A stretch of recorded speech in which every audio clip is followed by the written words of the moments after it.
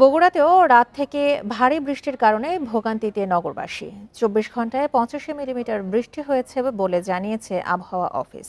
শহরের সাতমাথা, বড়গোলা, লতিফপুর কলোনি, জলেশ্বরী তলা সহ বিভিন্ন এলাকায় দেখা দিয়েছে জলাবদ্ধতা। এ বিষয়ে আরো জানাতে বগুড়া থেকে যোগ দিয়েছেন আমাদের সহকর্মী হাসিবুর রহমান। হাসিবুর, রাতভর তো বগুড়াতেও বৃষ্টি হয়েছে এবং এখনো আমরা দেখছি যে অব্যাহত রয়েছে। কি অবস্থা দেখতে পাচ্ছেন আর জনদুর্ভোগ কেমন? বান্ডেল থাকলে প্রতি সেনমানিতে টাকা বাঁচবে।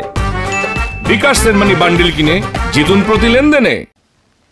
বিশেষ করে যারা এই মুহূর্তে তাদের কর্মস্থলে যাচ্ছেন তারাই সবচেয়ে বেশি ভোগান্তিতে পড়েছেন। আর গত রাত থেকে যে বৃষ্টি হয়েছে তাতে আজ সকাল 6টা থেকে সকাল 9টা পর্যন্ত এইটুকু সময়ের মধ্যে অর্থাৎ 3 ঘন্টায় 51 মিলিমিটার বৃষ্টিপাত রেকর্ড করেছে স্থানীয় আবহাওয়া অধিদপ্তর, এবং 12 ঘন্টায় প্রায় বলা যায় যে 40 মিলিমিটারের যে বিষয়টি ছিল সেটা হঠাৎ করে বেড়ে অনেকটা বেশি হয়েছে। আর পাশাপাশি তারা এটিও বলছে যে আজকে যতটা না বৃষ্টি হবে, কালকে বগুড়া সহ এর আশেপাশের এলাকায় আরও অনেকগুলো জায়গায় বেশ ভারী বৃষ্টি হতে পারে এমন আশঙ্কার কথাই তারা বলছেন। আবহাওয়া অফিসের পূর্ব যে বার্তা তাতে বলা হচ্ছে যে আগামী 6 তারিখেও বেশ কয়েকটি এলাকায় দেশের বেশ কিছু জেলায় ভারী বৃষ্টিপাতের আশঙ্কা রয়েছে। আর এই বৃষ্টিপাতের ফলে বগুড়ার সবচেয়ে বেশি দুর্ভোগ হয়েছে যারা শহরের কেন্দ্রস্থল সাতমাথাকে অতিক্রম করে বিভিন্ন এলাকায় যায়, তাদেরকে বেশি ভোগান্তিতে পোহাতে হচ্ছে। কারণ আপনি জানেন যে শহরের সাতমাথা হলো বগুড়ার কেন্দ্রস্থল, এবং এই কেন্দ্রস্থল অতিক্রম করেই অধিকাংশ মানুষকে সরকারের যে দপ্তরগুলো রয়েছে গুরুত্বপূর্ণ আদালত,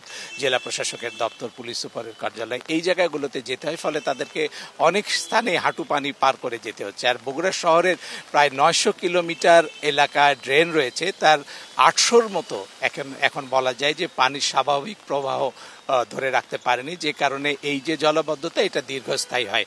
আজকে বৃষ্টি হয়ে গেলে এই জলাবদ্ধতা আগামী 3-4 দিন, কোনো দিন বিশেষ করে লতিফপুর কলোনি এলাকায় 7 দিন পর্যন্ত জলাবদ্ধতা আমরা দেখতে পেয়েছি। সব মিলিয়ে বগুড়া পৌর এলাকার যে দুর্ভোগ সেটি একেবারে অবর্ণনীয় হয়ে ওঠে যখন ভারী বৃষ্টিপাত হয়।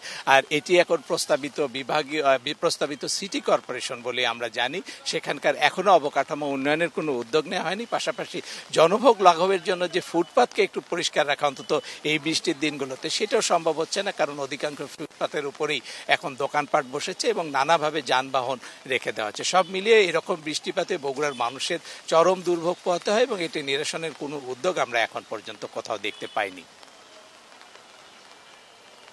এবং জলাবদ্ধতা নিয়ে জানাচ্ছিলেন আমাদের সহকর্মী হাসিবুর রহমান।